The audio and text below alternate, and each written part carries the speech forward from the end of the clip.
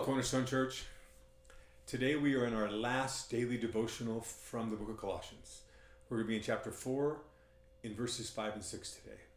But let me set this up with a question.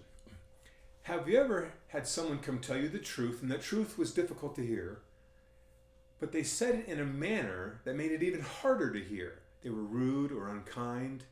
And so the truth is one thing. The way the truth is communicated is everything. It's very difficult to hear the truth from someone who doesn't love you, who's mean-spirited, who's rude. But if someone brings a truth to you that is difficult to hear, but yet they're kind in the way they deliver it, then you're more likely to receive it. I think we all understand that principle. That's what Paul is encouraging the Colossians to think through, how they talk to people outside the faith.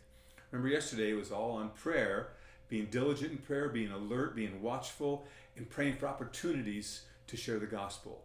So that Paul was asking for prayer for him to have opportunities to share the gospel. Today he encourages the Colossians. Sorry, I forgot where I was. The Colossians on how they should present the gospel. So let's look at two verses, 5 and 6. Walk in wisdom towards outsiders, making the best use of the time. So right there, outsiders, those who don't know Jesus, we need to walk in wisdom. That is, live a life that we approach people in a wise way. Wisdom says, how can I reach this person? What method would I use? Understand this, God is in the business of drawing people to himself. He's the one that opens hearts and minds to believe. It's our job to present the truth to them. And so Paul is saying, God uses your witness, your testimony, your proclamation.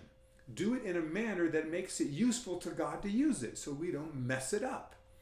So with that, walk in wisdom towards outsiders, making the best use of the time. Let your speech always be gracious. Whenever I see an adjective like gracious, I say, what does that mean? And one way to determine what it means is ask, what is the opposite? So what is speech that is not gracious? Speech that is not gracious is mean-spirited, harsh, uncaring, unloving. Once again, we can deliver truth in a way people cannot receive it. So let your speech always be gracious, easy to swallow for the person, if we can put it that way, especially in light of the next phrase. Let your speech be seasoned with salt. I just finished lunch. I had some turkey, and turkey's bland. I put a little salt on, a little salt and pepper. And I love pepper. I could over pepper things and it's not a problem to me. But salt, a little salt goes a long way. A little salt on that bland turkey, man, it tasted good. But one piece I put too much salt, I shaked it too much. I couldn't see it coming out, and too much came out. I took a bite and I go, oh, that's offensive. Seasoned with salt means you're not harsh and overbearing in the way you present things. You can put too much salt on food to where it ruins the food. Well, our speech needs to be gracious and seasoned with a little salt that makes it taste better. I'm not talking about deception, I'm talking about receptibility. So that you may know how you ought to answer each person. And I believe each person has different questions. So we need to use wisdom in walking with these people and to understand what their questions are. And we tailor the gospel, that the key elements of the gospel to that person's needs and questions. Anyways, I want to bring to you 1 Peter, who says some of the exact same things, and just let him kind of enhance what Paul is saying. So let me read to you 1 Peter 3, 15 and 16.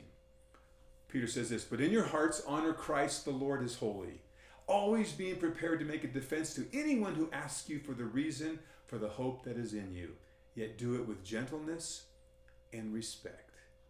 So this is kind of understanding people are going to come to you. Why do you believe in what you believe? Why do you have hope in the next life? Especially during this time now, my hope is that your trust in God is keeping you from being too anxious or worried about what this coronavirus is going to do to us. And people might see that. And they might say, I don't know why, but I need what you have. Why do you have this hope? Why are you so calm? Then you say, okay, God, it's true.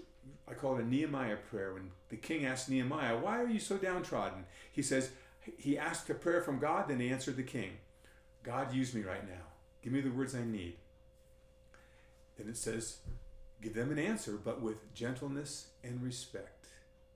You've heard the phrase, a kind word turns away wrath, or a gentle word turns away wrath. Same principle we saw in Colossians. How I respond with truth is everything. So always be ready to give an answer for those who ask you, why do you hope in Jesus?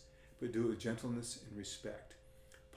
Peter goes on, having a good conscience, so that when you are slandered, those who revile your good behavior in Christ may be put to shame. For it is better to suffer for doing good, if that should be the God's will, than for doing evil. Some people will not receive our message, just will not. No matter how gracious, how respectful, how gentle we give it, they will not receive it, and some will be opposed to us and be critical of everything we do. And Peter's saying here, you do what you can do, and you do it with gentleness and respect. And when they come against you, and ultimately they will be ashamed, because they have nothing to come against you for. But if we're jerks, and if we live a life that is contrary to what our faith proclaims, then that ruins our message, that ruins our witness.